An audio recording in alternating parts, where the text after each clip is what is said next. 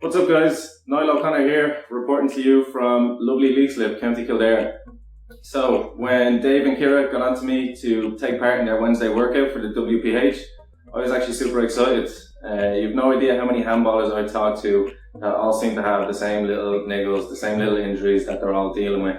So it's good to just get a video out there and just show people maybe some tips and tricks that they mightn't be aware of, just to help deal with these injuries, but also just to help us get stronger as a whole. They told me I could put my own spin on it, so instead of a workout where you do it live along with me, this is going to be more of an informal workout. So I'm going to go through all the major components of training, so that includes your warm-up, your technique and form, your cool down, and obviously the exercises you're going to be doing, and including what muscles those exercises work out and strengthen. So with that being said, I know it's not great being isolated in times like this. We're living in strange times, but there's also no reason to let your training dip.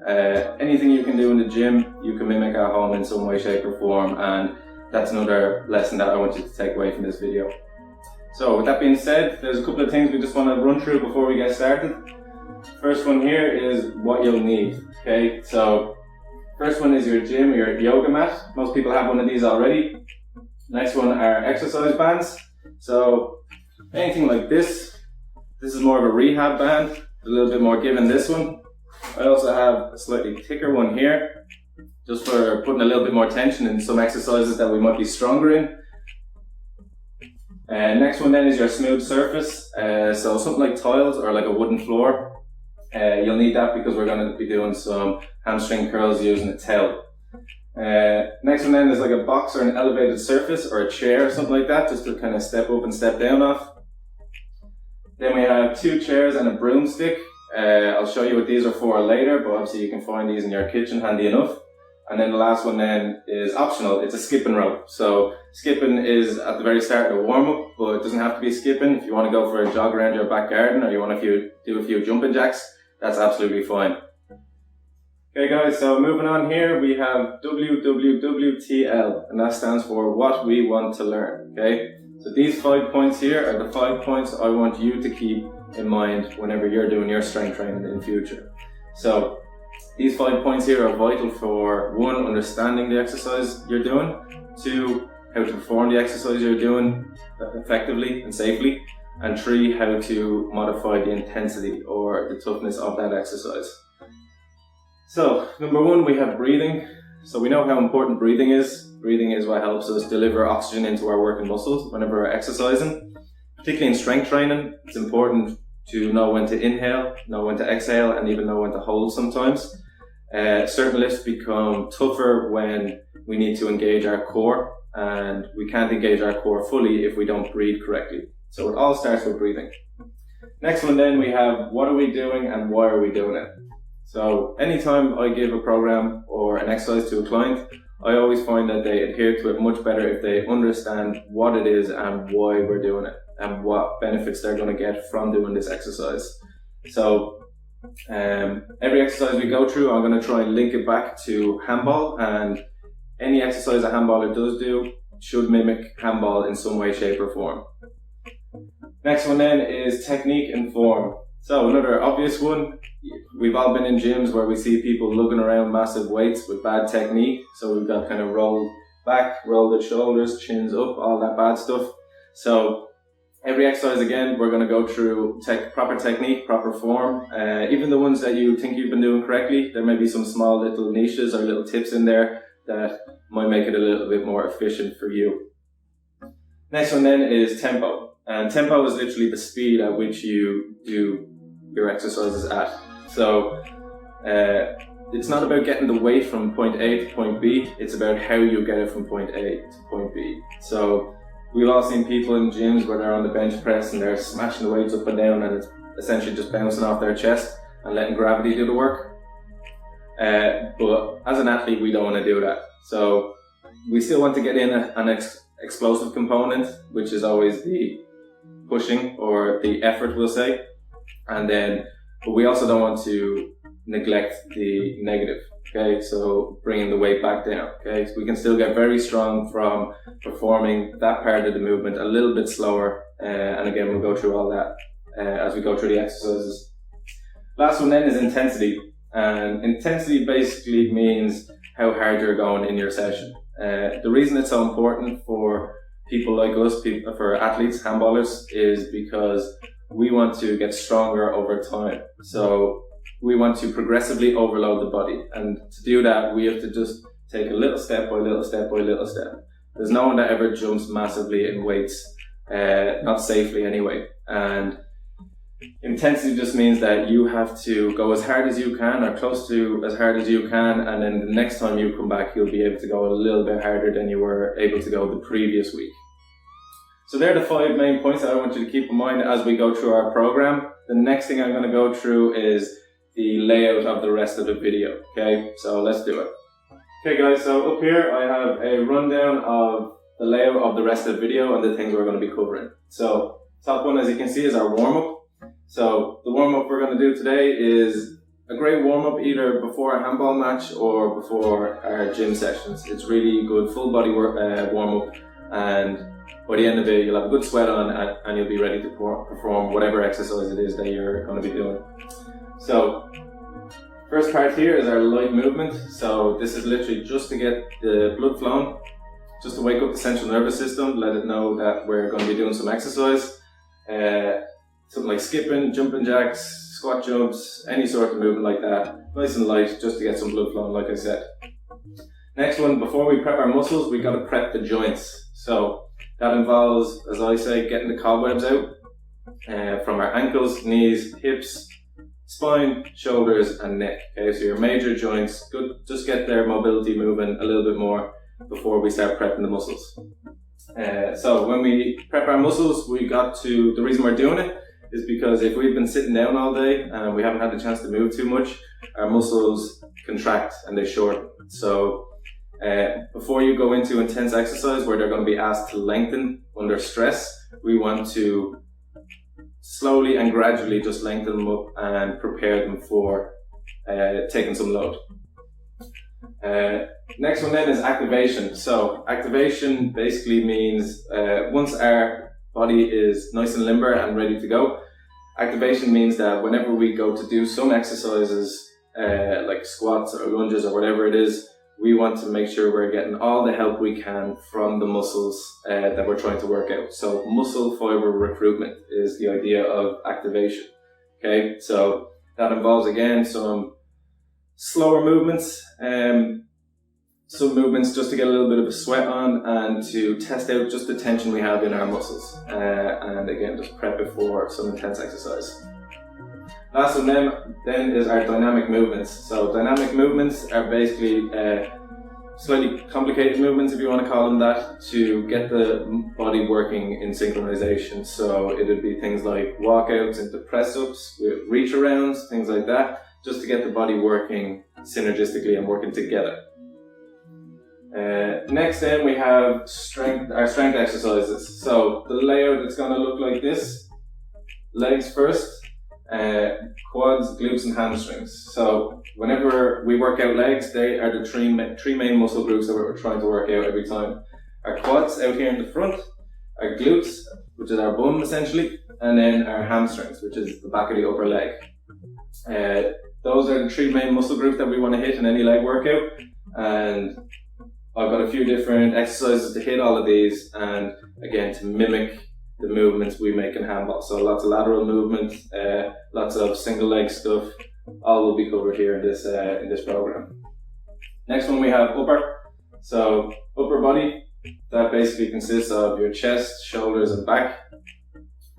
So here I have some exercises for our shoulders, which also includes our rotator cuff. We all know as handballers how important it is to protect our rotator cuff and how to strengthen it efficiently and how to stretch it out properly. Okay, so a few myths I'm going to bust later about these. Next one then is your back. Okay, so the big, huge muscles we have in our backs. We are animals that were designed to pull, not to push, and we have some really strong muscles in our back that we need to work out fully to protect our shoulders and to just make us stronger as a whole. Last one is our chest. So chest is a funny one to handballers. We're not told, or it's not advised for handballers to do a lot of chest work. The reason for that being is it's not used, number one, during a handball swing that much, but number two, it also, as our chest gets bigger, it can round our shoulders forward, and then when that happens, it decreases our range of motion, okay? So if anything, we want to really stretch out our chest to give us that bigger range of motion in the shoulders. But with all that being said, I do have 1 or 2 chest exercises included. One, because we don't want to create any imbalances. We don't want a huge back and a tiny chest. And 2, they are going to mimic some handball movements that we make inside the court as well. Okay, so it's never just about chest. We're always trying to relate it back to handball. Last part of our strength exercises then is the core. Okay, so our core is so important. We all know that. Core is made up of a few different parts here, as you can see. We all know the abs out in front, the 6-pack abs, which are important, don't get me wrong, but they are more important for things like sit-ups and leg raises, things that are very linear, and we don't move very linearly within handball. It's much more side to side, twisting from the core movements, and that's where we use our obliques. Okay, so our obliques are these ones here on the side of our rib cage, again involved in any sort of rotation or any sort of dip movement. And then the last one then, which people sometimes mightn't realize is included within your core, and that is your serratus anterior. So serratus anterior is that kind of jaggedy muscle a little bit higher on your rib cage. It inserts into your rib cage and then into your scapula, so your shoulder blades in the back. Really important muscle for handballers because it's the muscle that's used whenever we bring our elbow forward on a handball swing. Okay. So sometimes people think because it's swinging around like this, it might be chest, but because we bring that elbow forward first and it's that opened up position, it's actually much more of a serratus anterior movement than any sort of chest movement. Obviously all these muscles work in synergy, they work together throughout a handball match, but it's important to strengthen up them individually and then as a whole as well. So we've got a mix of all those things in here. The next one then we're going to move on to is some prehab exercises. So I have P in brackets there because these exercises can be used as rehab if we have any rotator cuff or labrum tear issues in the shoulders, or if we have any pinches in the lower back or the hips. All those things can be used, all the exercises we're going to cover can be used to treat these ailments. And then I just have pre because if you start doing them now, that means you're going to avoid all the issues that I've just mentioned. Okay, so the last one then is our cool down. So cool down is just how to effectively bring the body back down to homeostasis, how to recover properly, and we know how important it is for handballers to be ready to go in the next few hours, with all these tournaments that you have over a weekend and things like that. So playing 4, 5, 6 games over a weekend, that's when your cool down comes into play an awful lot. So that's our rundown. We're going to start with our warm up, and yeah, let's do it. Okay guys, so next up we're going to go through our warm up. Okay, so if you remember, the first thing we had was some light movement. So if you guys want to do jumping jacks, squat jumps, whatever it may be, go for it. I have a skipping rope here. So all we want is like 60 seconds, 2 minutes, 3 minutes max. Again, it's just to wake up the central nervous system, let the body know that we're going to be doing some exercise, and away we go. So big deep breath right from the start.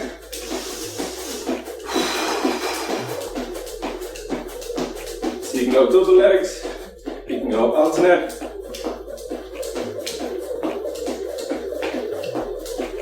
You can go on one, and the other.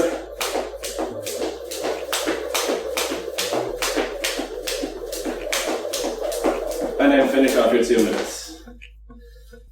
Okay, great stuff. Big deep breaths, keep them going. In through the nose, out through the mouth.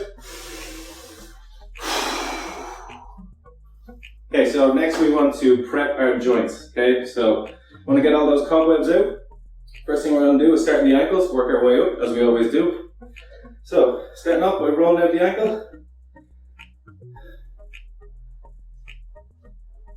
And then switch.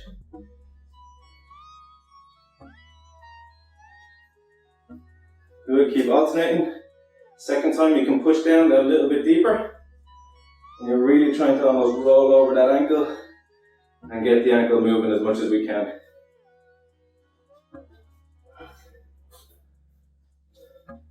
So I can already hear a few pops, a few cracks, not a bad thing. Great, ankles feel loosened up already. So, next onto our knees. I'm going to put one foot up over your knee, other hand over the opposite knee, and sit down a little bit and just try and push that knee down to the side. So number one, this is opening up our knee joint. Oop. But it's also opening up our hip joint just a little bit before we move on to hips. That feels good. Ooh yeah, can hear a few pops there. Again, not a bad thing. Just opening up the capsule, getting it ready. Good, we'll do one more each. Hand on the knee, push it down so you can get a little bit further. Last one.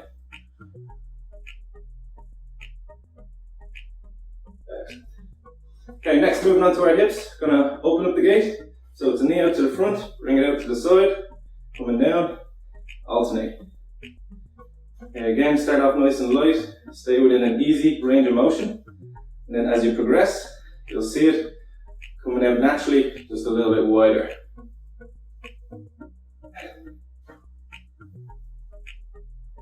Again, keep your chest square, try not to rotate with it. Gotta keep the hips in one place as the leg comes out. Great. If you have to close it now, bring it up and around. This time there is a little bit more rotation from the hip. You're trying to come up, over, and around.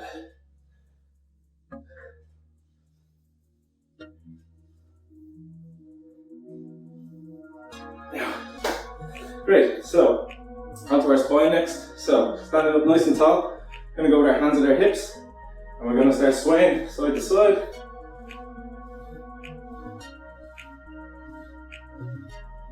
Again, I can feel some knots coming out of my back already. Start off light, and you'll find you'll be able to twist around a little bit more as we progress. Now we're going to slowly raise our hands up towards our shoulders. When we get to the top, open up. Keep your chest nice and proud. Elbows out to the side. Good. Bring it down. Down slowly. Good. Back to the hips. We'll do one more. Coming up slowly. Get to the top. Raise your hands. Drop them back down. And then slowly. And relax. Okay, great. Feel taller already. So next is our shoulders. So with your shoulders, hand down by your side. Keep your hand here, just keep an eye on where your chest and shoulder is at all times. And we're going to come up nice and slow. Okay. At some point you won't be able to reach up any higher like this. So you're going to slowly turn your palm outwards to try and keep as big a range of motion as you can. And then you're going to come up with your thumb pointing to the ceiling again. Up and around. Twist your palm. Down and around. Good. As big a circles as you can imagine. Keep your hands right here. Make sure you're not compensating by twisting with it.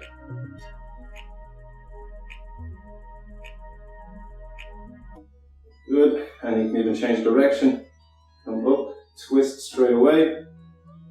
Come down. Karate chop down. And again, up and around. And down. Again, just making loads of space for the head of your humerus within your ball and socket joint. Good, and relax. Opposite side, hands down by your side, chin up, chest out, good posture. Coming up with your thumb, nice and slowly, particularly for the first few reps. Good, you'll get to a point where it catches. Twist the palm, come down and around. Start again. Up and around. Regular catches. Twist the palm. Keep it back. 2 more. Up and around. Keep your neck nice and long. Down the back. 1 more.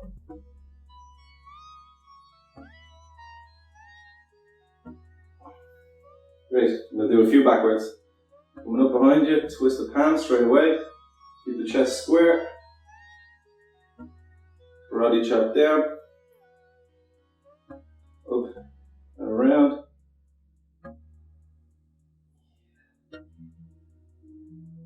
Good. 2 more.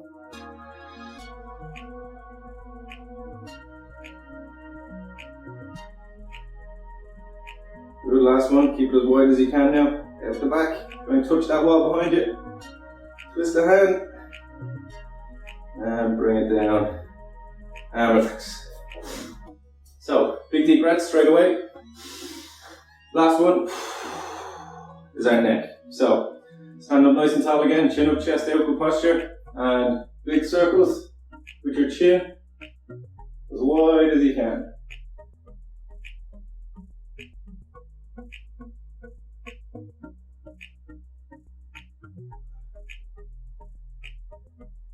Nice and slow, slower the better.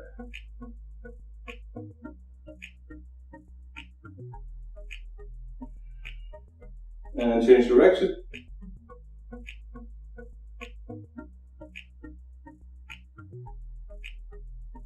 Trying to protect your neck, guys.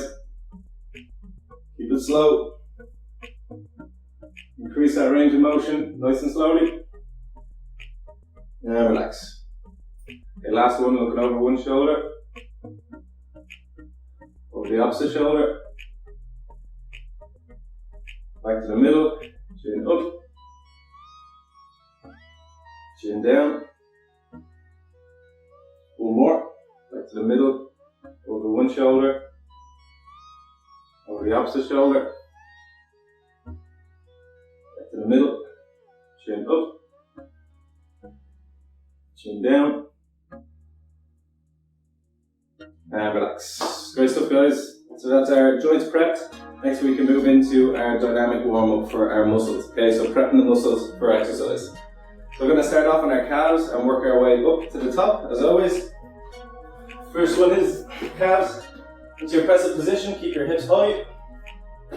Both toes planted, and from there, push down with one heel, lift up one, alternate. So you're trying to stretch out that back leg, trying to touch the heel off the floor without actually touching it. And as we progress, we can go a little bit faster.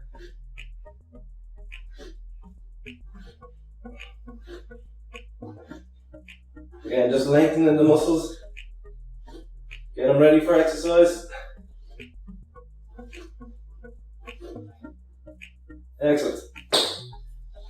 Calves done. Next we want to move on to our glutes and hamstrings.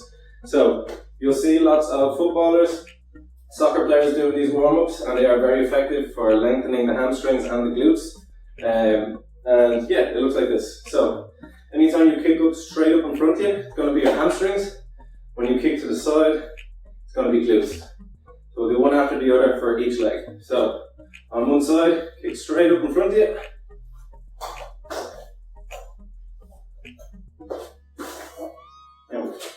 Keep going. And as you progress, you can pick up that little bit higher.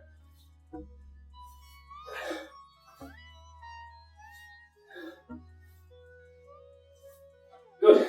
Now, onto your glutes. So you're going to kick across your body now. So a bit more of a rotation.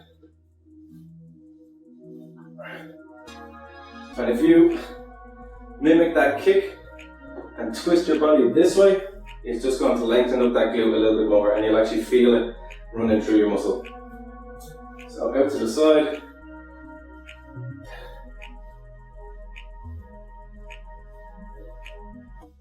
Good. And relax. Opposite side now. So hamstrings again, kicking straight up in front of you.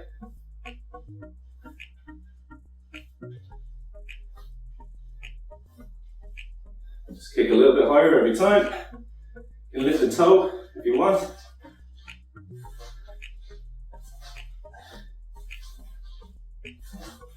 Good. That feels about as high as I'm going to get. And now across the body. So swing across and back down. Whoop. Try and get that rotation. Kick across the body. Whoop.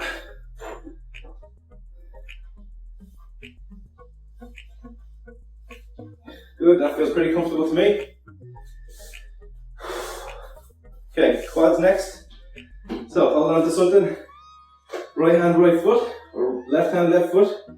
What you want is standing up nice and tall, and then bring your knees together.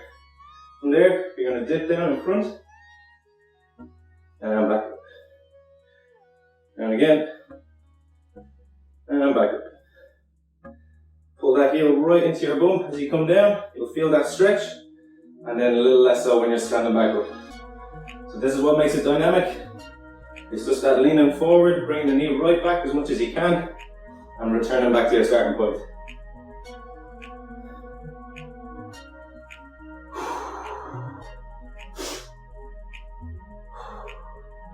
Good, opposite side. Hold on to something just in case. Left hand, left foot.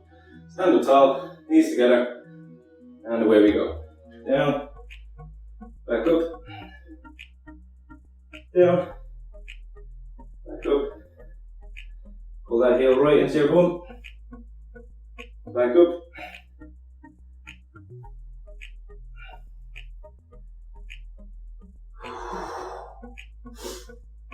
You'll notice you'll be able to bend over a little bit more every time, especially now that our hamstrings are nice and loose. More. And relax. Excellent. Okay. Next we want our groin. So right under here, you're going to spread your feet nice and wide. These are called windmills. Punch your toes out slightly. And from here we're going to go left to right. Good. Keep the legs locked out.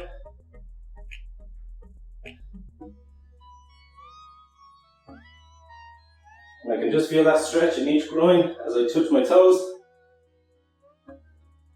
Once it gets pretty comfortable, hold it there, spread your feet another couple of inches, same thing, back and forward.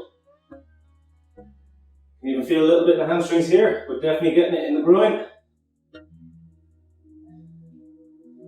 Good, and relax. Okay, next up, come to our hip flexors. So hip flexors are these ones here that get very tight if we've been sitting down all day, sitting at a desk, in front of a computer screen or something. So another really important exercise to do, even on a daily basis, even when you're not exercising. So one knee down, beautiful, well out, can't bring it forward too much. Hands in the hips, chin up, chest out. Drive the hips forward, and back. Drive the hips forward, and back. Drive. Trying to push your groin down to the floor as hard as you can. Really push forward and back. This rocking back and forth is what makes it dynamic. Lengthen it out. Bring it back. Good. One more when we get out here. So left leg, bring your left hand down and twist.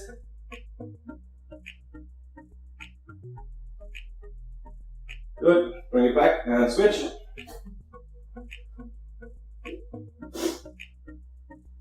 Opposite leg out. Hands in the hips. Chin up, chest out. Good posture. Drive the hips forward. And back.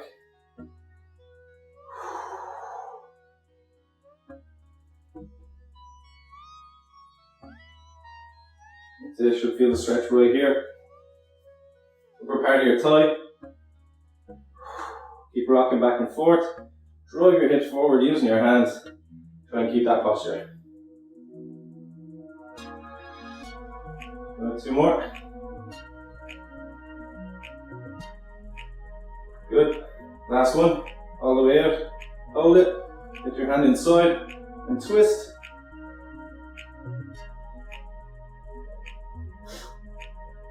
Good, and relax. Great, so that's the legs and hips done. Next we want to work out the lats. So this big meaty part here, your back, your lats, biggest muscle you have in your back. Really important for handball, really big muscle in protecting our structure of our shoulder blades and our shoulder capsule. So stretch it out. Just grab onto something solid. Get your head down between your elbows. Keep your shoulder blades back, and then just pull. You can pull as hard as you can, and you should feel the stretch along here.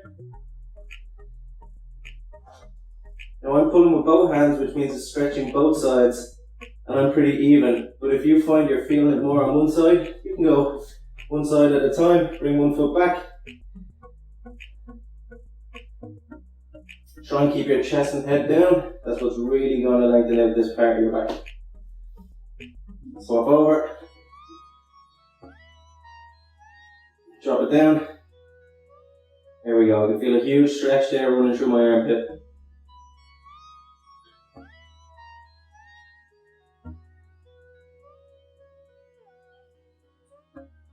Good, and relax.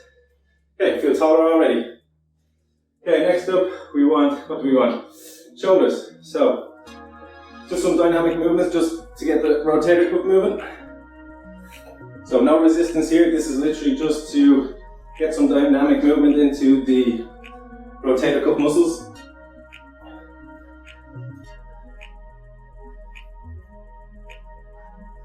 So internal and external rotation. Just get it going. You can do it down here.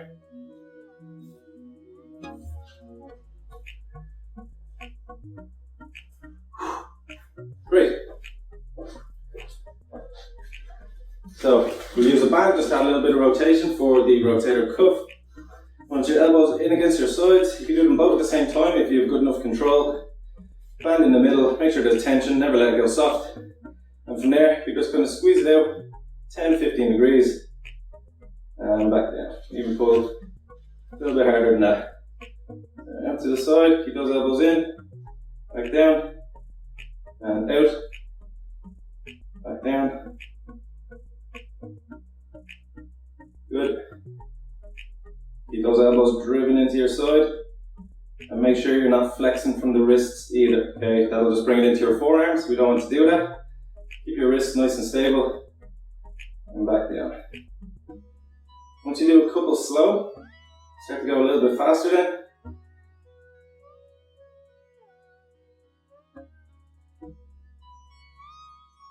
Good. 3, 2, 1, and relax.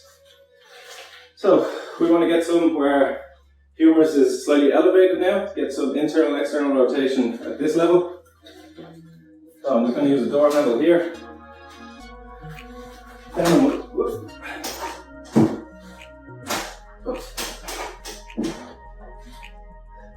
Okay guys, so after some technical difficulties, the door is now locked. Doing some external rotation for the shoulders. Get your elbow up about in line with your shoulder. Keep your neck long, chin up, chest out, good posture. Some tension in the band, and rotate back. Okay. Keep the elbow exactly where it is. We don't want to be pulled forward or pulling it back. Keep it in exactly one place. So all the momentum is coming from the rotator cuff muscles. The elbow's got to stay in one place for this to work properly. So this will get your rotator cuff firing. It's actually really more of an activation exercise here, but it's also just waking up those really small, important, stabilizing muscles of the shoulders. Yeah, and then you can start to speed things up. If you want to make it a little bit more explosive, make sure you're not flexing at the wrist. Feel the burn. And relax. So then you're going to swap over, do the exact same thing. Okay, keep your chest square. Elbow up, rotate. Slow and controlled at the start. Big deep breaths.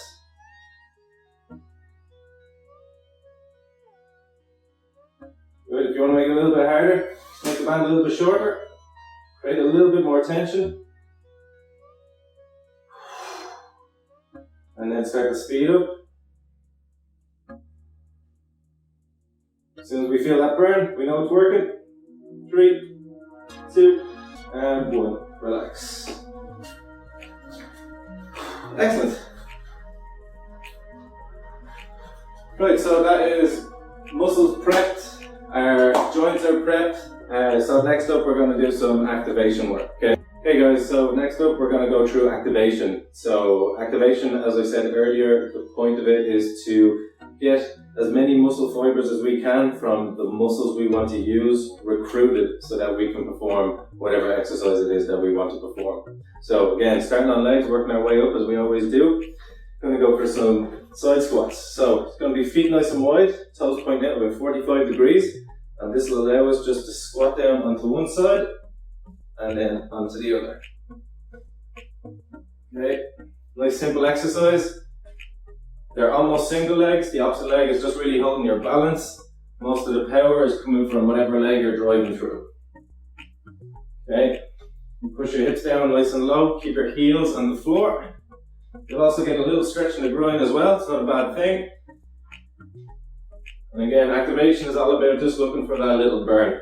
So go from anywhere between 16 to 20 reps. They're only body weight. They shouldn't hurt you too much. And then you can always go a little bit faster if you want. Good, and relax. Okay, next one we're on to lunges. Lunges are a fantastic exercise. Think about handball, that's literally what we're doing for the entire game, is lunging with 1 foot forward and returning. So there's a couple of ways to do our lunges. We're going to start off with just basic ones. Hands in the hips, big step forward, drop the knee, and push back. Plant the foot, drop the knee, push back, and alternating. Okay, get down low, pause, breathing out on the way up.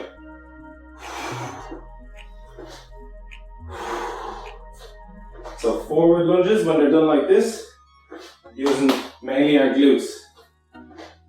All the force is coming from back here to push ourselves back up from the floor. Make sure you keep your knees just above the floor without touching. And relax. Again, just look for a little burn in the legs, that's all we want, that's how we know our muscles are firing, and move on. Next one are our reverse lunges. So reverse lunges are very similar obviously, but they just hit the quads a little bit better, the ones out in front. So again, hands on the hips, take a step back, drop your knee without touching the floor, up and return. Plant the foot, drop the knee, up and return. So nice and slow and controlled at the start.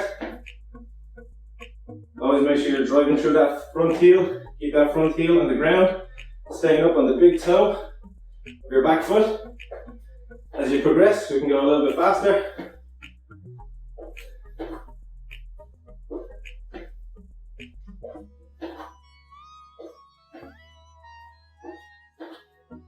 Good. Now, to make it a little bit more explosive, we're going to go for jumping lunges. So, we're going to take a knee, hands in the hips, jump, and switch. So you're just trying to get a little bit of air time, enough for you to be able to switch your feet. Get that opposite knee down close to the floor without touching. And keep driving. Big deep breaths.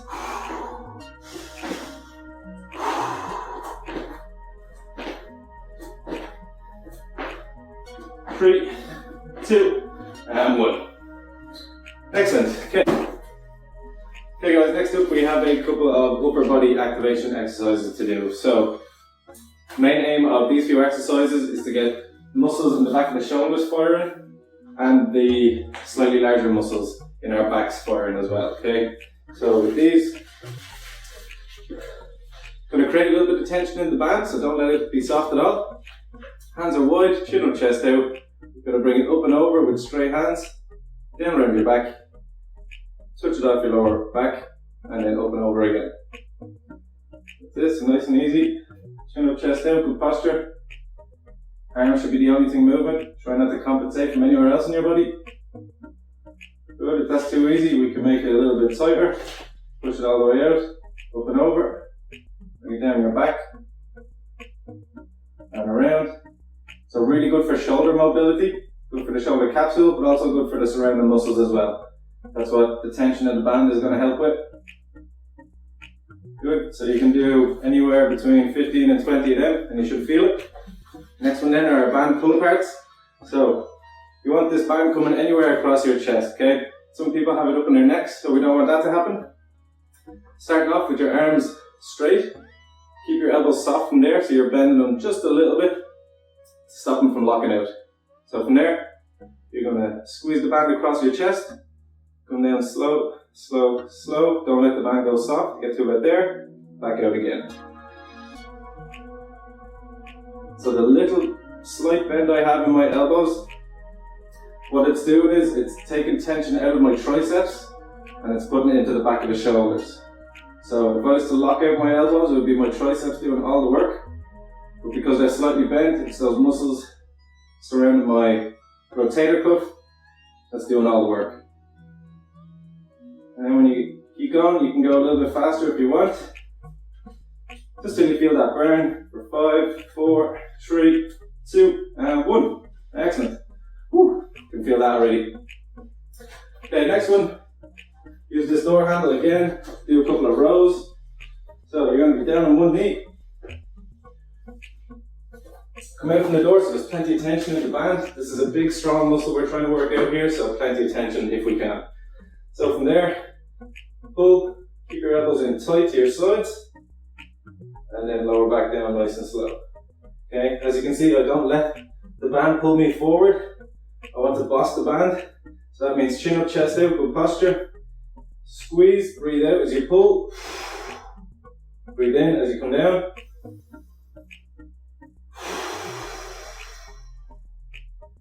And the great thing about bands is, it gets harder where you're weaker. Okay, so when you're in here, this is when it's toughest, and when you come down nice and slow, it eases tension. Don't try and do too much. Sometimes people come back and they want to get it right back so they lean, but I just want you to focus on your elbows. Take a dragon back, as if you're trying to touch your elbows off each other behind your back.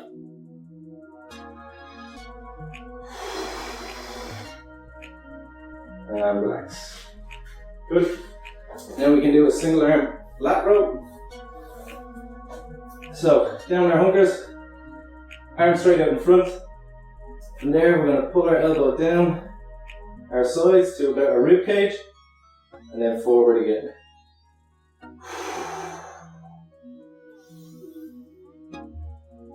Again, see my back is nice and straight. I'm not arching too much, and I'm not arching the opposite way either. I'm in neutral. Keep your chin in one spot. Squeeze down hard at the top, and then down slowly. Good. So it looks like this on the opposite side. Find that neutral position. Squeeze the elbow down to your side. Again, don't try and do too much.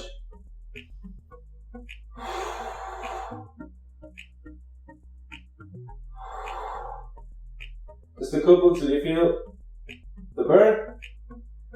Pick up the pace if you like. But always keep the form. You can't increase speed and drop form. Good. And relax.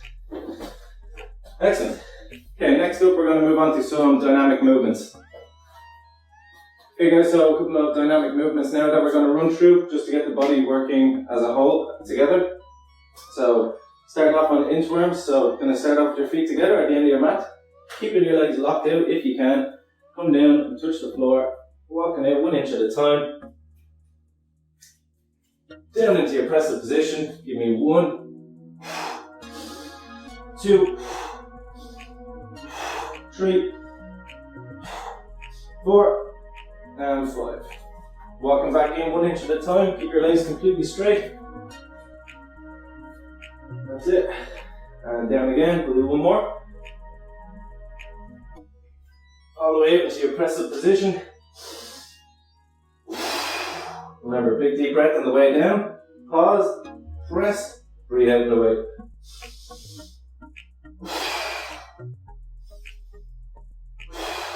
One more.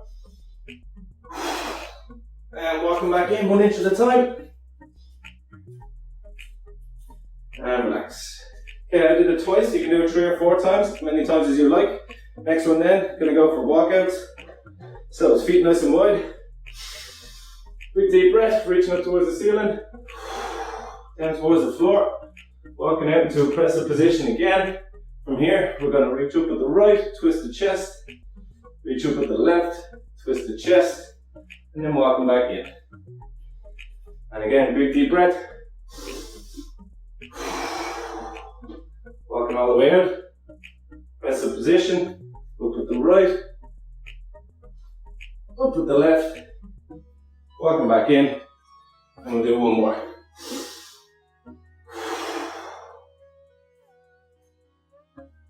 Number 1. Up with 2. Walk back in nice and slowly. And relax. Great stuff. Okay, so got a good sweat on now. Blood is flowing, muscles are prepped, joints are prepped, and we're ready to go. So next up we're going to go into our strength workout. I'm going to give you a little rundown of it first, and then we'll get stuck in then, alright? Let's do it. Okay guys, so next up I'm going to run through our strength exercises that we're going to be doing today. So starting off on legs, as always, we have 8 exercises written down here. So all 8 exercises hit our muscles in different ways, but like any good leg workout, it will include glutes, hamstrings and quads, okay? So there are 3 main muscle groups that we want to hit during any leg workout.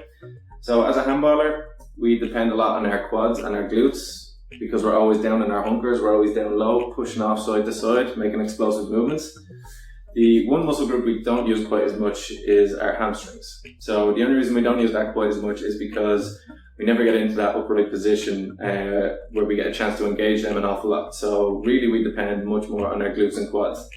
And these 8 exercises mainly focus on those 2 muscle groups, but we also have one or two hamstring exercises thrown in just to make us stronger as a structure, as a whole. Okay, we don't want any imbalances or anything like that.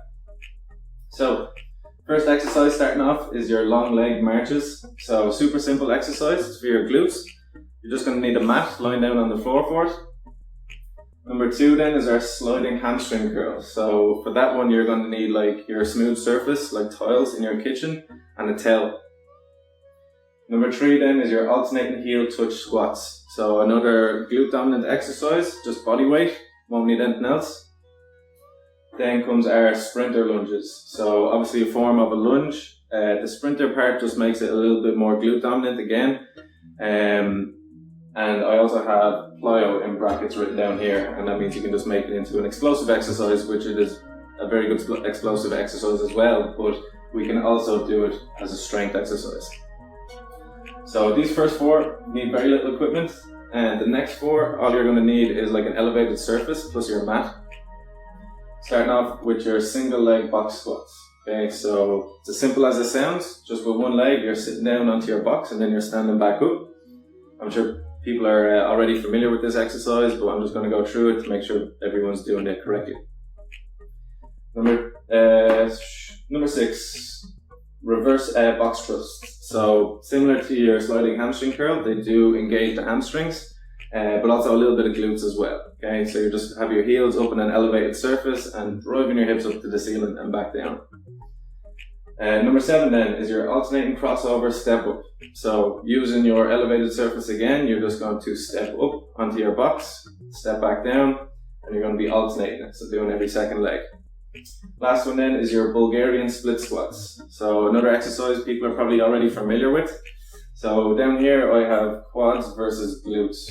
Okay, so that basically means that there's 2 variations of this exercise, one to make it more quad dominant and one to make it more glute dominant.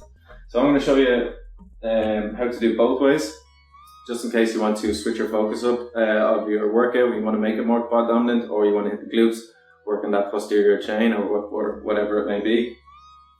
And in brackets I also have banded. You can make this banded to make it harder and to progress over a number of weeks. So that's our rundown. Next we're going to go into the technique and the tempo and our form of each of these exercises.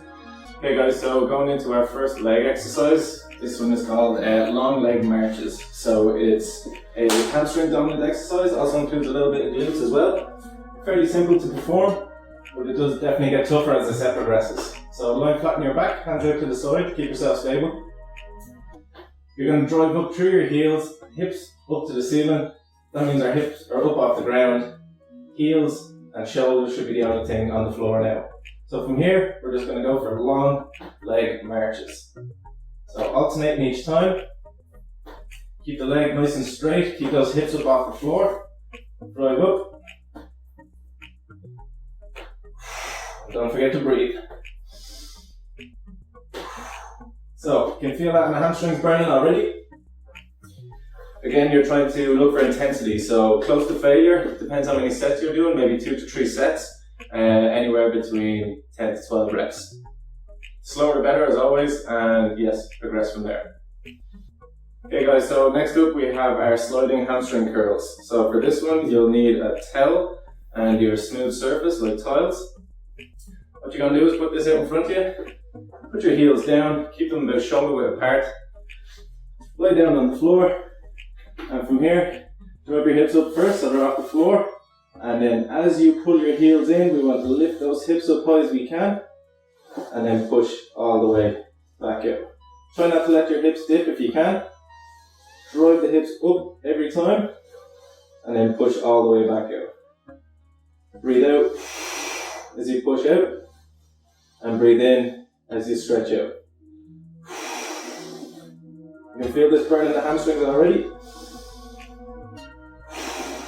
So temptation is, when reps get tough, you push all the way out, and when you pull back in, the hips stay down, but we don't want to do that. We want to keep those hips up high as we can, push out, and in.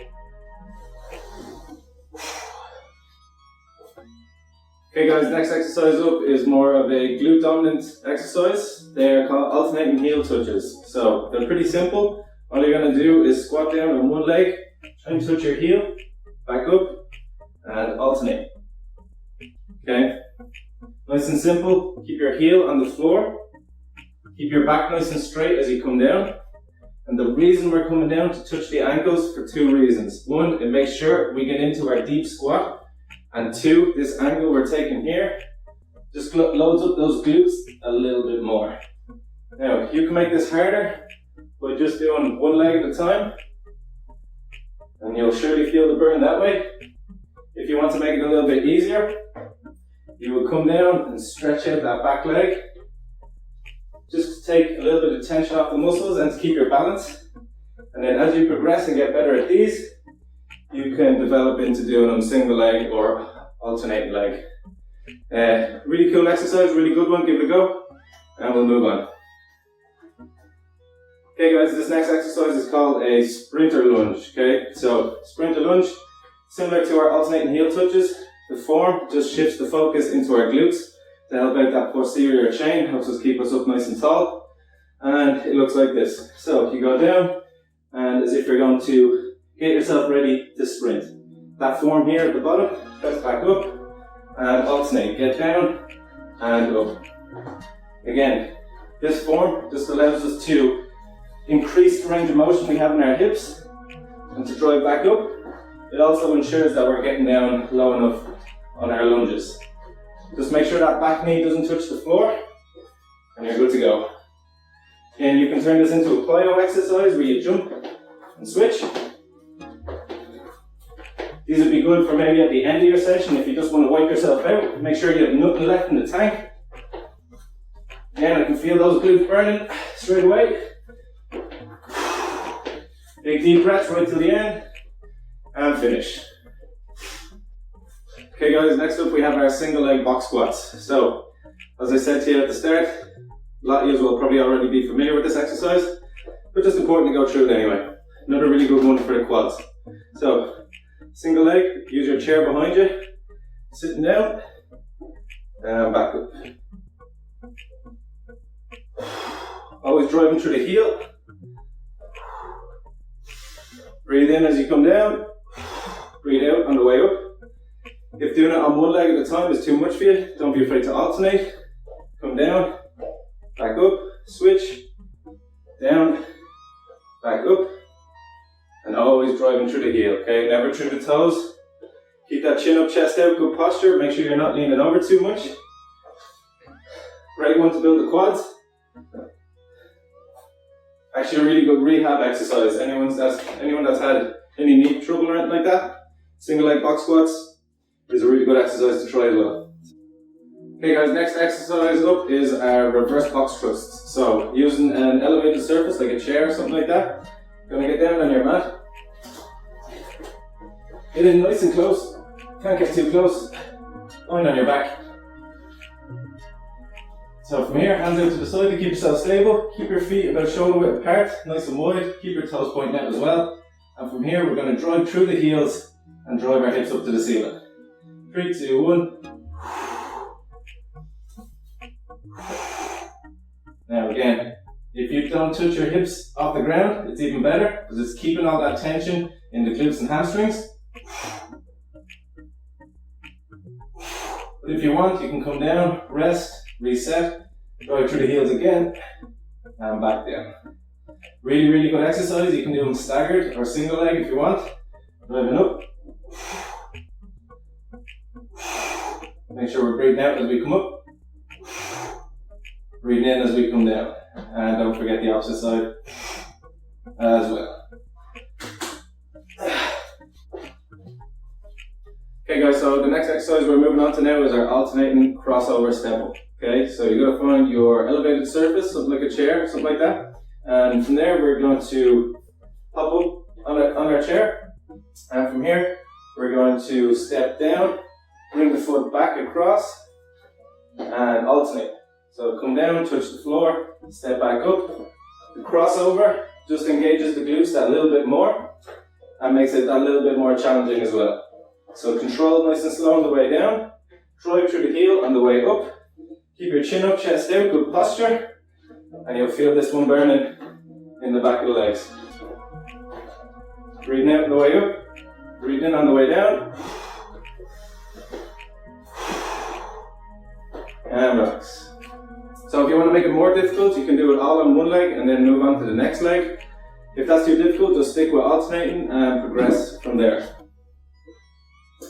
Okay guys, so our last leg exercise that we're going to cover today is called a Bulgarian split squats. Okay, so again, people might be familiar with this already. It's essentially a single leg squat done in a certain technique to hit either the glutes or the quads. Okay, so you can do a pretty neutral one where you have your elevated surface and you put your foot back, bring your foot so your toe is well out in front of your knee, and from there, drop down and back up.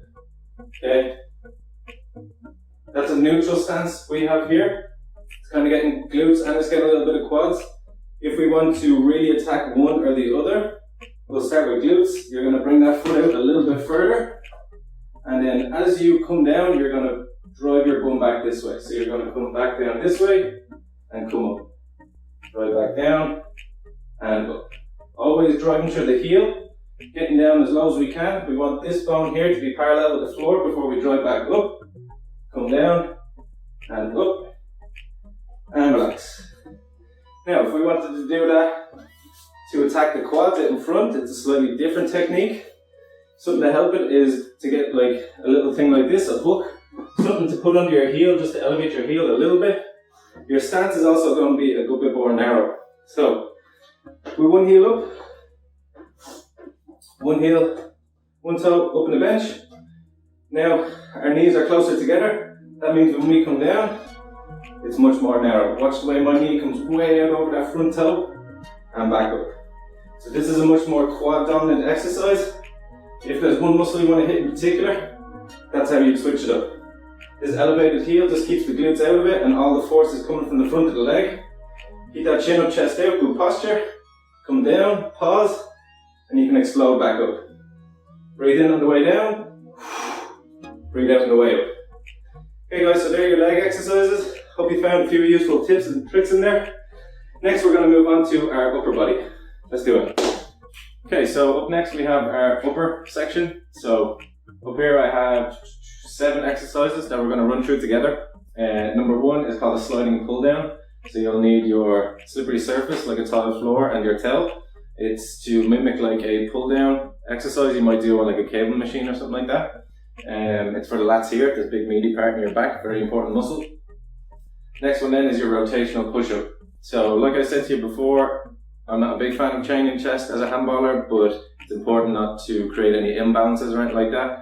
And the rotational push-up is just a push-up variation, just to add a little bit more torque into it and some rotation from the core as well. So next one then we have our back widow. You won't gather too much from the name, I'll just have to go through it with you. You'll just need your mat lying on the floor.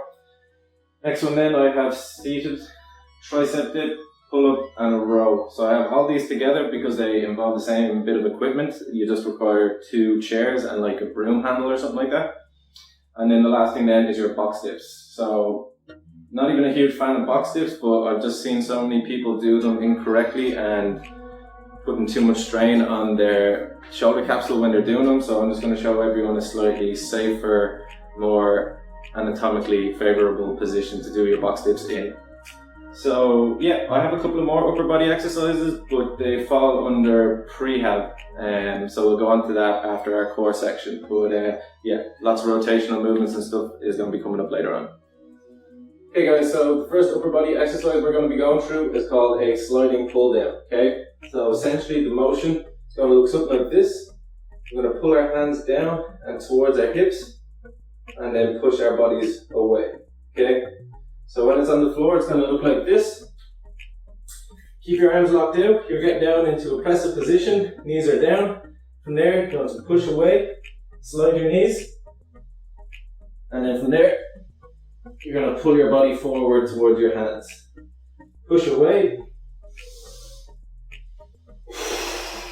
Breathe out as you pull forward. So we're breathing in now. Trying to stretch out the lats. And from here, we're dragging our bodies towards ourselves, towards our hands. So all the force has come from my back, shouldn't be coming from anywhere else. You want your back nice and straight, make sure your hips don't sway. You're trying to keep them in one position. Pause at the bottom, engage, and drag the knees. Okay, not an easy movement, but give it a couple of goes, and like anything, start off with lower reps, good quality reps, and then slowly progress over a number of days and weeks. But a really good exercise, I can already just feel my last burn because it's such an intense exercise, and yeah, give it a go. Okay, moving on to our next exercise, which is our rotational press-up. Okay, so it's essentially a regular press-up just with a little bit of added movement to it. Kind of looks like this. So down into your press-up position. When you're going down, pause. As you come up, you're going to twist and back down.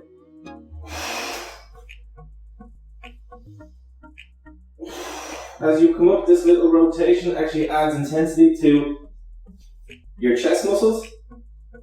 But what it also does is engages the core as we come up to twist. It also turns it into kind of a single arm press up at the top, which is always good to add more tension into the exercise. Control that breathing on the way up. And don't be afraid to drop down to your knees if it's a little too hard. So from here, come down, up and twist, down, up, twist. And that's it. Yeah, obviously a very good chest workout, but just adds that dynamism to it to make sure it's hitting a couple of different muscles that we want to use when we're playing handball. Okay guys, so up next we have our back widow exercise. So kind of an unusual one, but also kind of simple at the same time. What you're going to do is lie down on your back. You can keep your knees up if you want. Elbows are going to be out to the side. Keep your chin up, chest out, good posture. A little arch in the lower back, nothing major. And from there, you're going to drive your elbows into the floor and try and make a hollow back and down slow. Okay, so drive those elbows up. Fit a little football under your neck. Back down. Drive, squeeze and hold, and down slow. Try not to make your abs do any of the work. We want all the force coming from the back of the shoulders and the upper back muscles. So drive the elbows and back down. When we get to the top, make sure you don't strain your neck. Just pick a spot on the ceiling and stare at it. Breathing out on the way up. Breathing in on the way down. So from this angle here, elbows are down and drive down slow. So essentially you're trying to get your elbows to wrap around your back and touch them off each other. That's the force you're trying to make. Drive and down. So the longer the pause you give it at the top, the better. And the slower on the way down, the better as well. Do as many of these as you can until you start to feel the stretch. Definitely a tough exercise for the end of your workout, particularly if you've done a lot of rear delt work or upper back work. It'll just light up your back like a Christmas tree. Okay guys, next up, I'm going to go through 3 different exercises we can do using just 2 chairs and a broom handle. Okay, so first one we're going to do is our tricep dip. So you'll need your 2 chairs, a couple of inches apart from your hips, but keep it fairly narrow. And from there, you're going to lock your arms out. Tricep dips really hurt my shoulder because of a few issues I've had in the past. So I'm going to keep my feet in the ground, but you guys are going to keep your feet up. And then from there, you're going to bend your elbows, bring yourself down nice and low, and press. Okay? Keep the chin up, chest out on the way down, pause at the bottom, and then explode back up. You can lock out your elbows if you want. And breathe out on the way up. Okay, when you're coming down, no need to go down too low, just about here, and then extend. If we start to go down any lower than that, see the way my shoulders start to cave inwards, and we're putting them in a very uncomfortable position. So just down to about parallel, and then extend and lock out the elbows. So down slowly, and lock them out, and you'll feel that burning the back of the arms almost straight away. Give this one a go. Okay guys, so our next 2 exercises are 2 pull exercises. One is going to be a row, so it's a horizontal pull towards your chest, and then the other one is going to be a pull-up. Okay? So when you put your broom across your 2 chairs like this, what do we have? We have a pull-up bar. Now obviously it's not a full-length pull-up. It will be assisted because your feet are on the floor, but it's a really good digression from full-length pull-ups because not that many people out there are naturally very good at their full-length pull-ups. So good to start off with this first, and then you can progress further on to your full-length ones. So we're going to hop down on the floor. Just adjust the chairs to where you think you'll need them. You want your hands a little bit wider than your shoulders. We're going to go with an underhand grip for our row. So up and grab. Now from here, lift your bum up off the floor. And from here, you're going to drag the elbows down past your hips. Pull to the chest. And down slow. We can explode up. And control slowly on the way down. Now, this is working out all the major muscles of our back. Try and keep your elbows in tight. And then relax back down.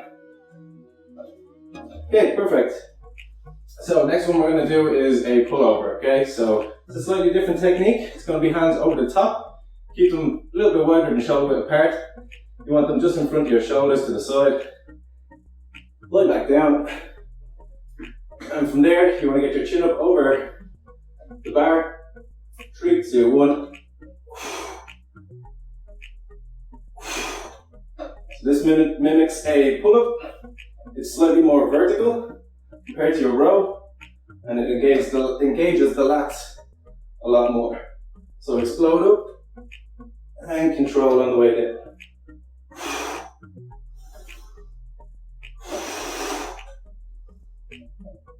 And relax. So, 3 really good exercises we can do using just a small bit of equipment. That's most of our exercises done. The last one we're going to move on to now is our box dips. Okay guys, so last upper body exercise we're going to cover here now is the box dip. Okay, so I'm sure again we're all familiar with box dips. We're probably more used to seeing versions like this with our hands pointing forward. We're out in front of our box we're bending the elbows down, and then we're extending back up. Okay, not a bad tricep exercise, don't get me wrong, but as you can see, my shoulders, they like to sink forward in this position, and it's just not a healthy position for our shoulders to be in anatomically. Okay, so just a small correction that I make for people, and they always tell me it works wonders for them, is to do it between two chairs. Okay, so instead of having this rigid surface that we have to stay out in front of and puts us in that unnatural position, just do it between two chairs. The other thing then is our hand placement. Okay, so instead of having our hands like this, we're actually going to turn them outwards and have them facing almost behind us, to the side anyway. And when you do that, that allows you to keep your shoulders in a much more stable position. Okay, so I'm not feeling any strain on my shoulder capsule now, just from turning my hands out slightly, externally rotating the shoulders, and it's just a much safer way of doing box dips. Okay guys, so next up is our core section. So core is definitely my least favorite part of my workouts, that's for sure, but there's just no getting around it. It's so important, particularly for handballers, to have a very strong midsection. So you could have really strong legs, you could have really strong upper body, all that good stuff, but if you've got a weak core, and there's nothing really connecting the two, and they can't really work together as well or as efficiently as we'd like. So with that being said, I think it's important just to clarify what we consider our core, and just clarify all the different components of it before we get into the workout. So we've got our first component, which is our six-pack abs out in front. We all know these, which are important, don't get me wrong, but they're more important for like linear movement. So like crunching your abs on a sit-up or lifting your legs up out in front of you. Whereas your obliques are more important for twisting. So any sort of twisting motion or any sort of dipping motion, which we obviously can tell will be super important in handball. Think of every shot you're hitting, every serve, every pick, every return, always involves a little bit of core rotation. Next one then is your boxer muscle, so also known as your serratus anterior. So that's the kind of jaggedy muscle here, a little bit higher on your rib cage. It attaches on your rib cage and goes in around the back onto your shoulder blades. So control of the shoulder blades is also super important. We know that after our upper body workout. But the way you engage your serratus anterior is any sort of protraction of the shoulders, so pushing your shoulders away from your chest, and then retraction of the shoulder blades. So that's pulling the shoulder blades back and trying to drive them down into your back pockets. So this motion here is what is controlled by your serratus anterior. And a couple of these movements here will mimic that. The last part of our core is our lower back. So our lower back, people mightn't think is considered your core, but it is part of your midsection. It's the antagonist to your abs. Okay, so anything your abs do, your back tries to balance out. I only have one lower back exercise here. The reason for that is because we did a lot of activation work, lower back activation work in our leg exercises. So with that being said, I still have one in there just to make sure we're covering everything. But our lower back, as I said, we worked out a little bit more during our kind of lunges and things like RDLs and squats and all that. They're really good for strengthening up the lower back also. So a quick rundown of the core exercises we're going to be running through and what you'll need. The first one is our serratus plank push-up. Okay, so all you'll need is your mat. You're down in a plank position and you're pushing up, driving through your elbows, hips up to the ceiling, and then dropping back down into your plank position. Number two then is a reverse corkscrew. So it's one of 3 corkscrew variations I have within this workout. Reverse corkscrew is pretty simple. You're going to be lying on your back with the soles of your feet pointing up towards the ceiling, and you're going to push up, twist, and then push up and twist the opposite way. Number 3 then is your sit-up elbow thrusts. So using your mat, it's a basic sit-up and then just a little twist component, back down, twist with the opposite side, back down. Again, anytime we can get muscles working together for a handballer is always better. Number 4 then is your Black Widow knee slides. So it's a strange name. It's a pretty simple exercise. You're going to be down in your press-up position again. You're going to pull a knee into your chest, push the floor away, drop the knee back down, and then back into your press-up position. Again, we'll be going through all these in a few minutes. Next one then is your Cobra Angels. So this is to strengthen the lower back. You're going to be lying down flat on your belly. You're going to lift all 4 limbs up, including your chin. And then you're going to make Snow Angels. And then try and touch your hands around your back. And then extend out in front of you.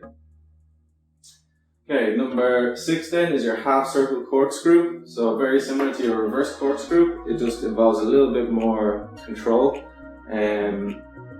Yeah, we'll get into that more later. Next one then is your bodyweight side lat raises. So it's down in the plank position. You're going to push up on one elbow, reach up to the side, twist from your chest, come back down, and then alternate. Okay. Next one then is your last one then is your seated corkscrew. And that is the only exercise here where you'll need some equipment.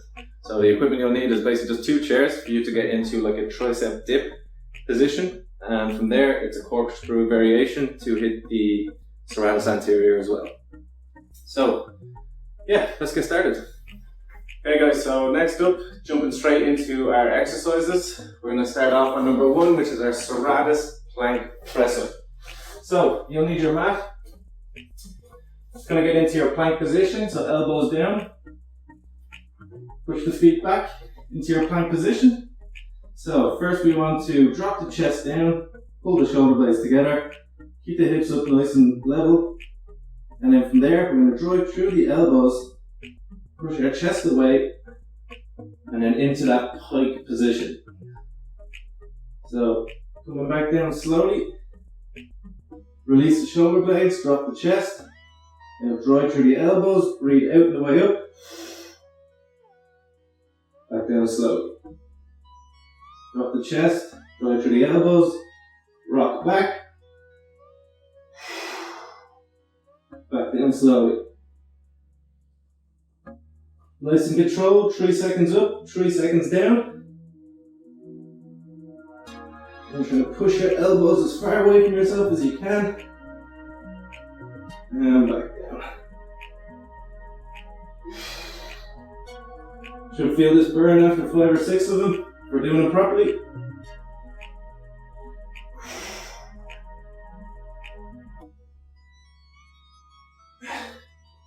And relax. So with that one, you can usually go between 2 to 3 sets, 10 to 12 reps.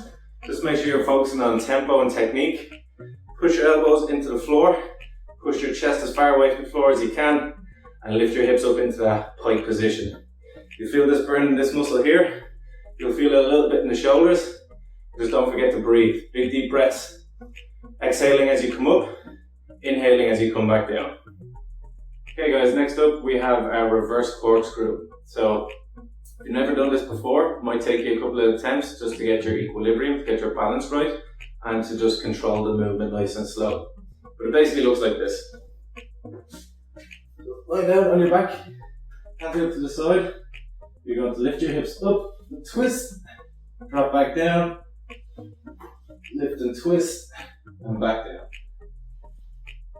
So you're trying to push your hips up to the ceiling while you twist one knee towards your head.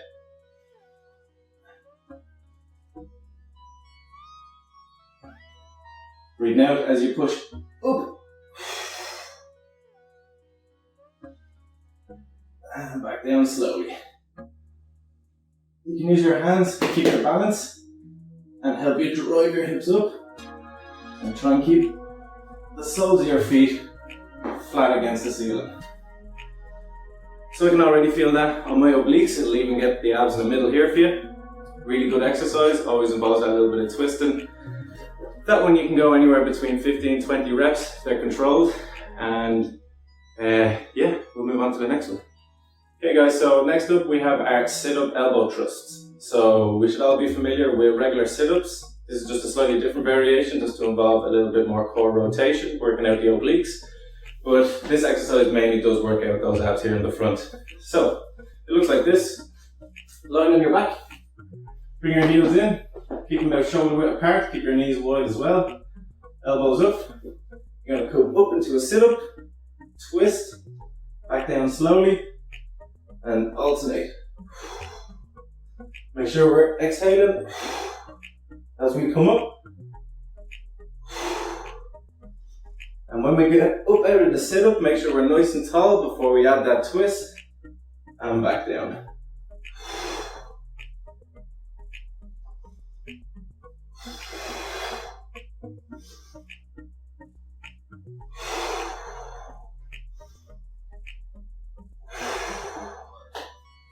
Okay, pretty simple exercise, still does all the stuff we wanted to do. Rep wise, we can always go higher reps on this. You can go 30, 40 if you want. Most important thing is that we feel it working. We're feeling the tension solely in the core, nothing in the back of our neck, because we're trying to keep our chin in neutral the whole time. And yeah, on to the next one. Okay guys, so next up are our Black Widow knee slides. So I tried to describe these earlier, but there's no better way than to show you. You're going to get down into a press-up position. Keep your hips slightly raised. You're going to drop your chest down to the floor, so that means retracting those shoulder blades. From there, you're going to bring a knee in. You're going to push the floor away. Back down slowly. Drop the chest again. Opposite leg. Breathe out as you push away. Control on the way back down. Drop the chest again. And alternate.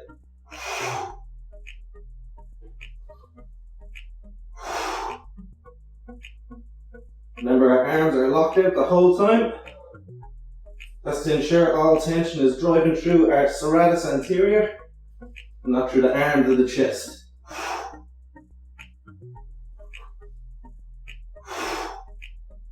Keep that back leg straightened out. Drop the chest back down every time. And relax.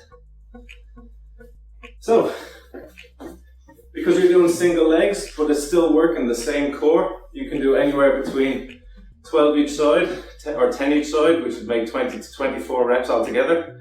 And definitely by 20, you'll surely feel the burn. So just remember our technique. Arms are locked out, drag the knee into the chest, push the floor away, always keeping your arms locked out. When you drop back down, bring the chest back down close to the floor, and then repeat.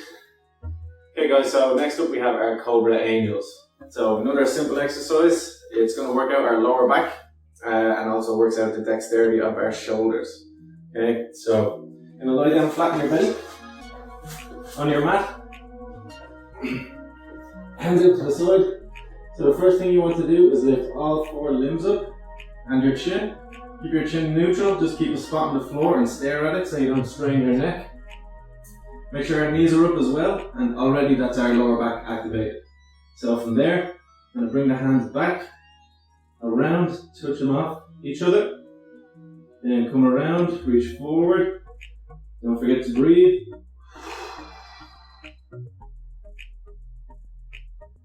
Good, I can already feel this working out my lower back tremendously.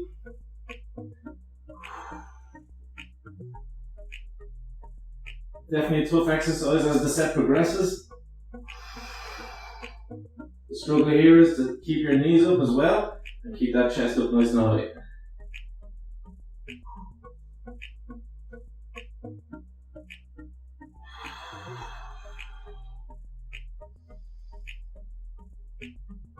And relax.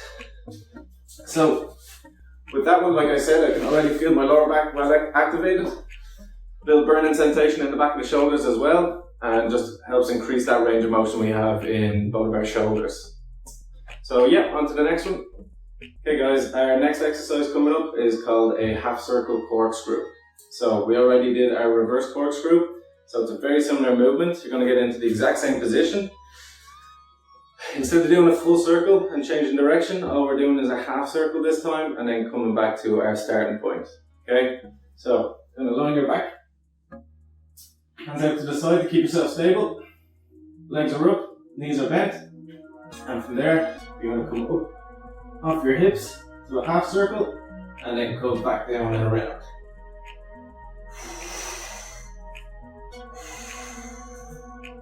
So much more control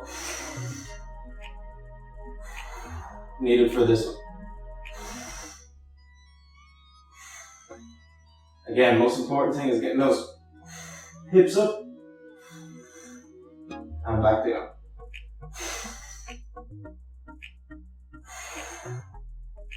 Okay, that's one side done.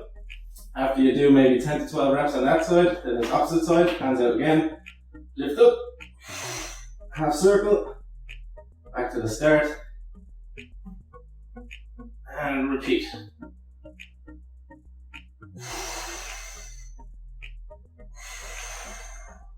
Really feel the burn in the lower abs. We're definitely getting out some help from our obliques. Whew. Okay, so like I said, great burn in the middle of our abs, particularly the lower ones. We're also getting some help from our obliques as well. Make sure you do one side and then the other. So maybe do 12 on the right and then 12 on the left. Again, slow, controlled tempo.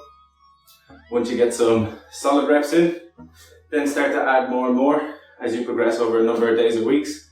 And yeah, take it slow. Okay guys, next up we have our bodyweight side lateral raises. So with this exercise, it's going to work out our serratus again, and also a little bit of obliques from a twisting motion we're going to incorporate. So to do it, you're going to get down into a plank position.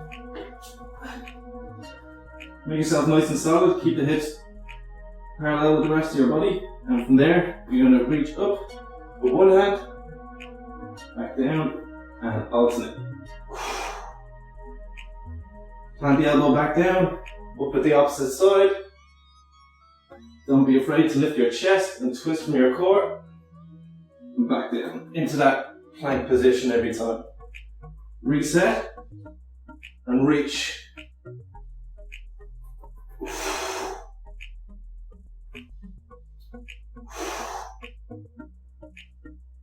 And relax back down. So, another really good exercise for stability of the core, particularly these muscles around here to the side. Plank is always a good position to try and get used to anyway, and then incorporating some twists and turns is just a great full core workout then. Okay, so moving on to our last core exercise. This one is called the seated corkscrew. So, you'll just need your two chairs, that's why it's called seated. And from there, you want to keep them out an inch or two away from your hips, but relatively narrow. I have two towels here just to protect my hands a little bit because I have dainty little hands. So from there, stand up nice and tall, lock your arms out, bring your feet up, and then you're going to tuck your knee into your chest as you twist. Come down slowly, exhale on the way up.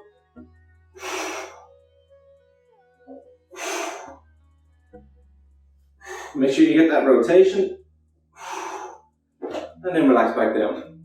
So again, not an easy exercise. You'll feel this in your abs, particularly if you've done a couple of core exercises previously. But yeah, again, work on technique, tempo.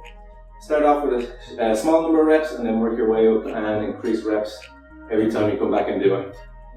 Hey guys, so I know this video is getting a little bit long, but there's just a couple of things that I think are really important to run through, including the prehab exercises that we're going to go through together. So, first one is your face pulls, okay? You'll need an exercise band like this. You'll need a door handle, sitting down on your mat. The reason I like to do these sitting down is because it doesn't give us any excuse to compensate by using our legs or anything like that. We're solely aiming to hit the rotator cuff, the rear delts, the traps, and really this is one of the best exercises you can do. Face pulls are a godsend of an exercise, particularly for handballers, you know. They strengthen up all those small muscles we want to use when we're playing, and then it strengthens up all those surrounding muscles that protect it. So, wrap your band around the door handle. Sit out a little bit so there's a bit of tension in the band. So a lot of people, you'll see face pulls like this, or they'll kind of do it into a high row. But the most common one is towards the face like this, okay? That's where the name face pulls comes from, okay? So, when you do them in this position, they're really just hitting the rear delts and a little bit of traps. But look what's happened. Our arms are internally rotated, okay? So, we don't want to do that. We want to externally rotate them. So, if you do them internally rotated, that can cause a shoulder impingement, okay? So, if I wanted to test you for a shoulder impingement, this is exactly the position that I would put your hand in to test if you have that little pinch in your shoulder, okay? So instead of this shape here, we want to drive those hands back behind us, and essentially we want our hands to win the race to the back, okay? So grab your band, sitting up nice and tall, hands are in neutral, and from there we're going to reach back, trying to make a W with your arms. Come down slowly, breathe in. Try and getting those hands back every single time, okay? So instead of letting the hands drag forward, we're going to get those hands back as much as we can, and then down slowly. Now this one really will light up the back of your shoulders. This is an exercise everyone should be doing, handballers and non-handballers alike.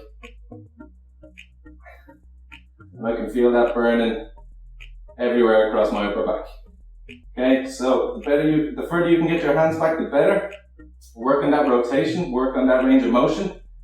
But essentially, if I could only give you guys one exercise to do for the rest of your life, it would be the face pulls. You should be doing it first thing in the morning, before you train, after you train. It's the exercise that helps you with your posture for your upper back. It makes you stand up nice and tall. And yeah, give this a go for a few weeks and you'll surely see the benefits. Okay guys, so the next exercise, it's more of a stretch than an exercise. What it does is it helps us to loosen out the humeral head of our arm here that connects straight into our shoulder joint, and that humeral head needs plenty of space for it to move around in, particularly for handballers where we've got our hands way back like this. If you've ever seen a still shot of a handballer mid-swing, their hand is way back further than their elbow. And for that to happen, we need good movement within the shoulder girdle, okay? So one of these exercises I was taught is called the sleeper stretch. It's a fantastic exercise because one, it's so easy to do, and two, you can literally do it in bed. So you're gonna lie down on your side here like this. The arm we want to test out is going to be straight out in front of us. And what we want to do is bring this hand over the top. You can put it on your elbow, and then you're just going to lean your elbow down onto your hand, and you're essentially looking for that pinch in your shoulder, okay? Now it's a stretch that just doesn't feel very nice to work out, but when you feel that little pinch, that's when you know you've hit the right spot. Now mine isn't great, I've had surgery on this shoulder, and it's definitely reduced its range of motion. If I was to do this on my right side, it gets a little bit lower, but this is one of the exercises I was given to help increase that mobility in the shoulder. So what you can do is hold it for maybe 15 to 20 seconds, and then after that's finished, let it go for a second, and then when you push it back down, it should be able to go down another ½ inch or so. Now ideally we'd like to get our hand all the way down to the bottom, but we're not going to do that in our first few attempts. But if you do this literally before you go to bed or a couple of times during the day throughout the week, then you'll really notice the increase in mobility in your shoulders, and you'll just get less aches and pains and tightness in your shoulder the more you do these. And that's long enough. Okay, so this next exercise is called a wall angel, okay? So essentially what you're going to do is you're going to stand up flat against the door, brace your core, keep a little arch in your lower back but nothing major, try not to let the hips sway forward as we're doing the exercise. What you're going to do is get your hands nice and wide and turn your hands towards you, okay? So your palms are facing each other. What I want you to focus on is this part of your index finger. You're always trying to keep that against the door, okay? So start off your elbows in tight, thumbs facing towards the door, index finger in flat, and from there we're going to push up against the door all the way up into a wide position and then come back down. So at the same time we are trying to drive our shoulder blades down into our back pockets. So my hips are still up against the door, make sure yours don't sway out at all. Brace your core, that'll help you keep them in. And then pushing those elbows and index finger in against the door will just help you increase that range of motion in the shoulders and also build up your traps. You'll feel it in the rear delts as well, but it's not meant to be a rear delt exercise. It's more of a mobility exercise. And you will feel a burn. Trust me, it's a lot harder than it looks. And relax.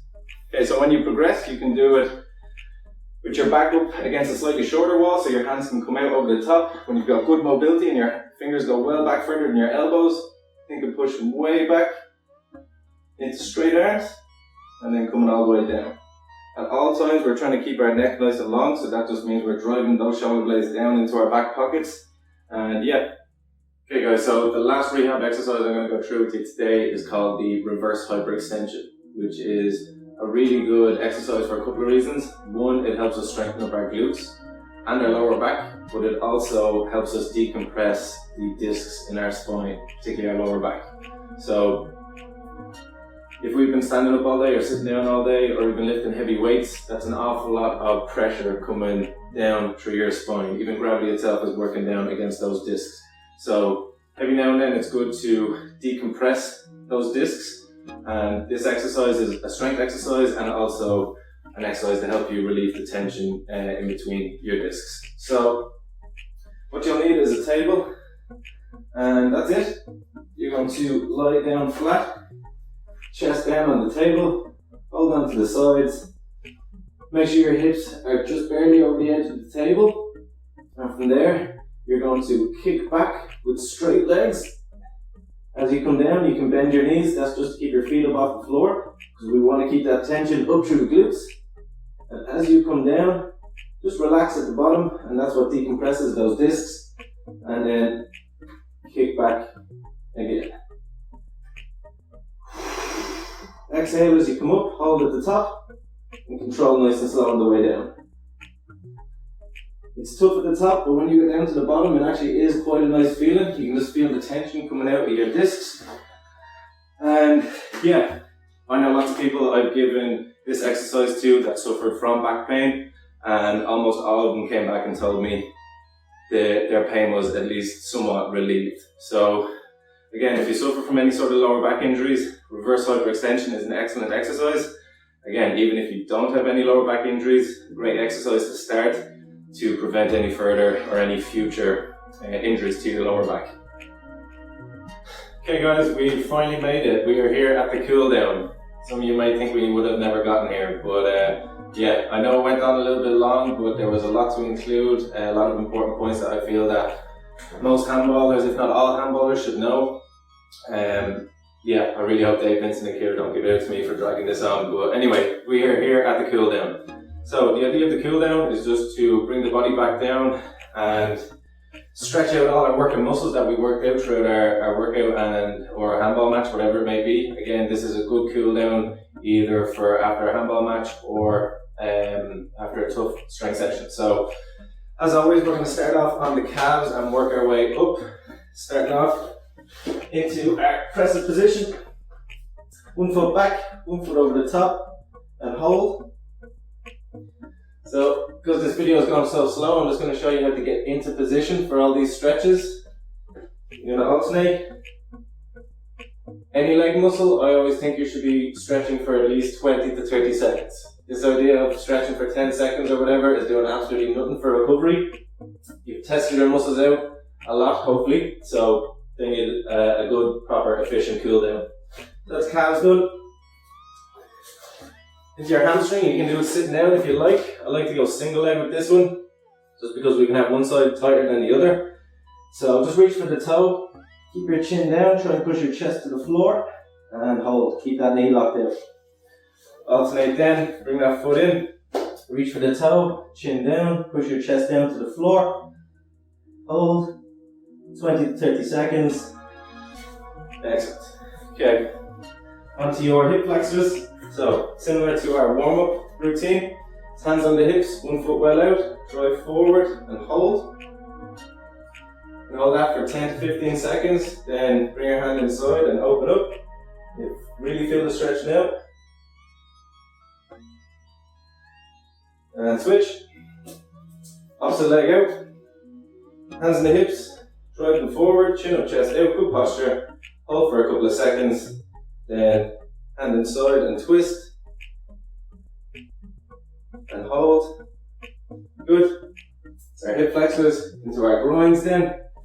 We can do it with one foot out, either side. Try and sit down onto your opposite heel. Stretch the foot out a little bit further if you're not feeling it. Switch over to your opposite side, or if you like, you can go with both at the same time. Stretch them out as much as you can. And just wiggle your toes out until you're as far out as is comfortable. Good. Next, onto our glutes. So, with this one, you're going to bring your knee up. Try and pull that foot up nice and high. Push your back leg back. The closer you can get your chest down to the floor, the better. This is a huge muscle here, the glutes. So hold this at least 30 seconds. If you get comfortable in one position, just try and drop down a little bit lower. And then switch. We'll do the same on the opposite side. Bring that knee all the way up. Bring your foot up as well. Stretch that back leg back. Elbows down so you can get your chest down. And hold. Excellent. Okay, so next we're going to go onto our lower back. Lying flat in your belly. Hands out to the side, keep yourself stable. And from there, you're just going to push your chest up nice and slowly. Back down. Coming up a little bit higher every time. Keep your chin in neutral. Try not to let it tilt back. And down. And then come up to your highest point you think you can. Try not to lock out the elbows. No need to do that. Just as high as is comfortable. Hold. Look over one shoulder. Look over the opposite shoulder. Back to the middle. Give a little chin up. And relax. Sitting back onto your heels. Going to stretch out the lats now. So, sitting down as low as we can. Stretch your arms out. And then inch your fingers or hands over to one side. And you're really trying to stretch out that middle hand. Hold. And then switch.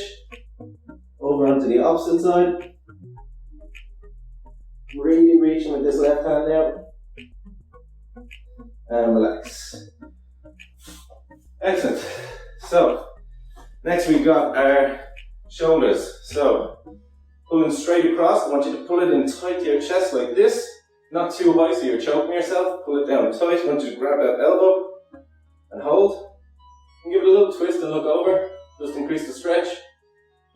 And then change. Pull it in tight. Keep it down low. Twist and hold. Good. Okay, next we got our triceps, so the backs of the arms. You're going to bring it up and over down your back. Hand on the opposite elbow. And hold. Standing up or sitting up nice and tall. Tilt your head back if you can. Should feel this one quite easily. And then swap. I'm rushing through these guys, but remember 20 to 30 seconds. Definitely 30 seconds when it comes to your legs. And the longer the better for your upper body as well. Good. Move on to chest. So just find an edge like this. Hope this is still on camera. Elbow up against the wall and then lean forward. Open up that shoulder joint as much as you can, and you'll feel that chest stretching out. And then switch. Elbow up. Take a step forward and lean. Excellent. Okay, we got some rotator cuff ones to work out as well, to stretch out. So you can do it with a band and just get into that handball swing. So the further back your hand goes, the better. It'll feel a little bit like a pinch, but it's just catching those smaller muscles deep down inside your shoulder. And then swap. Do it on both sides. Open up that angle there to your chest. Make sure the band is pulling your hand back. Drive that elbow forward. And relax. Okay, last one then is your neck. So, easy one. You're just going to look over one shoulder, look down, use your hand just to pull it down a little bit tighter and try and sink this shoulder down nice and low. You'll feel that stretch right along the side of your neck. Hold, and then switch. Bring it out to the side, look down, Pull it down just a little bit tighter with your hand, and then make sure that shoulder is nice and long.